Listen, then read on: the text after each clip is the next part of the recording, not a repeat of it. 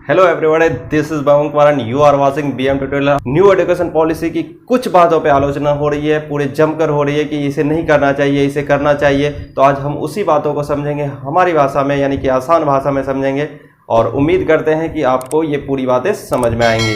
चलते हैं थोड़ा पहले अंग्रेज के ज़माने में। उस समय एक नाम हुआ करता था मैकाले, जिसका पूरा नाम है थॉमस वेलिंगटन मैकाले, जो 1834 से 1830 यानी 1834 से 1838 तक भारत में चीफ रहा था लॉ कमीशन का।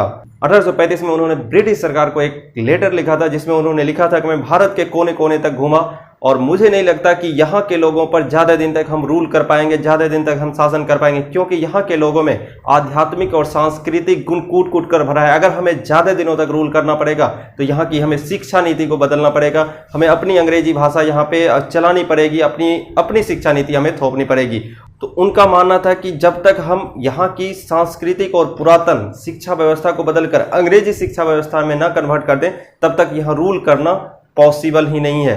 ये कह भी सकते हैं कि वो अपने मकसद में पूरा कामयाब हुआ, क्योंकि ऑफिशियल भाषा हिंदी से बदलकर अंग्रेजी कर दिया गया। जो भी बातें होने लगी अंग्रेजी में बातें होने लगी, और हमारे यहाँ के भाषा, हमारे यहाँ के कल्चर, हमारे यहाँ के रहन सहन को नीचा दिखाकर, और अंग्रेजों ने अपनी भाषा, अपनी कल्चर, अपनी संस्कृति को ऊंचा दिखाया। से यहाँ के लोगों ने अंग्रेजी भाषा को अपनाया, और उसके बाद एक दौर आया जब उन्होंने ब्रिटिश शिक्षा के लिए स्कूल्स, कॉलेज वगैरह खोलने लगे। तो उसका मकसद यहाँ के लोगों को शिक्षित करना नहीं था, बल्कि यहाँ के लोगों को ट्रेन करना था इंग्लिश में, और ताकि वो उसकी भाषा समझ के उसकी नौकरी कर पाए। तो ये शिक्षा नीति 1835 मैकाले की थी और उसकी सोच पे आधारित था।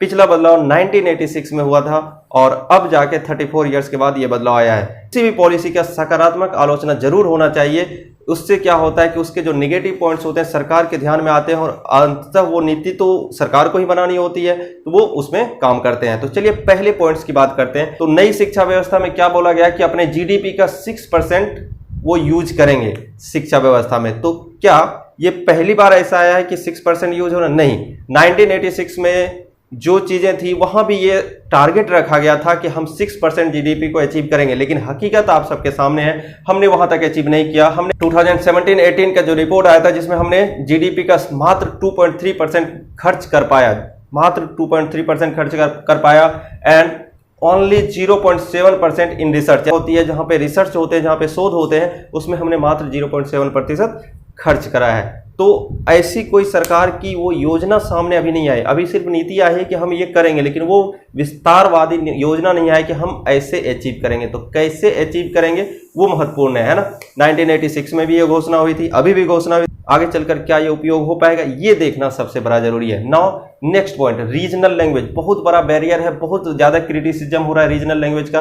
बोला क्या गया है नई शिक्षा नीति में कि जो मातृभाषा है, जो आपके क्षेत्रीय भाषा है, कक्षा 5 तक आपको पढ़ाई जाएंगी। कि मान लीजिए आप बिहार में हैं, आपके बच्चे 5 तक बिहार में बात कर रहे हैं, बिहार के रीजनल लैंग्वेज में पढ़ा, आपका ट्रांसफर कहीं और हो गया, आप सर्विस करें, ट्रांसफर हो गया आपको साउथ में। जिस साउथ का कोई बच्चा है जिसने तमिल तेलुगु में पढ़ा है और उसका ट्रांसफर हो जाता है दिल्ली, तो वहाँ पे तमिल तेलुगु तो पढ़ाने वाला उसको कोई नहीं मिलेगा, क्योंकि वहाँ भी अपना उसका रीजनल लैंग्वेज चल रहा होगा।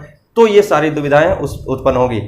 बात रही स्कूल की, क्या स्कूल रीजनल लैंग्वेज को एक्सेप्ट कर पाएंगे, वो भी सोचना होगा, है ना। तो इम्प्लीमेंटेशन की बहुत बड़ी जरूरत है। नाउ नेक्स्ट देखिए, GR ग्रॉस इनरोलमेंट रेशियो 50%। आप समझिए इसको। मान लीजिए आपके गांव में 100 बच्चे हैं जो पढ़ना चाहते हैं, जो उच्च शिक्षा करना चाहते हैं, जैसे शोध में जाना चाहते हैं, रिसर्च में जाना चाहते हैं। मान लीजिए 100 बच्चे हैं, उसमें से अगर 50 बच्चे ने एडमिशन लिया, 50 बच्चे कोई और काम कर रहे हैं, तो वहाँ पे GER बोला जाता है 50% है। अभी तक 2017-18 के रिपोर्ट में बोला गया है कि ये कितना 26% है, मात्र 26%। मतलब आपके गांव के 100 बच्चों में से जिसे पढ़ना चाहिए, 100 बच्चे जो पढ़ने वाले थे, उस शिक्षा में जाना चाहते थे, उसमें से मात्र 26 बच्चे जा पाए आगे, और बाकी 74 बच्चे पीछे रह गए, यानी कि किसी और काम में लग गए। तो उसी चीज़ को अचीव करना है, GER 50% करना है, यानी कि 100 बच्चों में से 50 बच्चे को एडमिशन्स करवाना है। ये लक्ष्य रखा है सरकार ने। इतना बड़ा जंप आएगा कैसे, इसके लिए योजना बनाने की जरूरत है ना।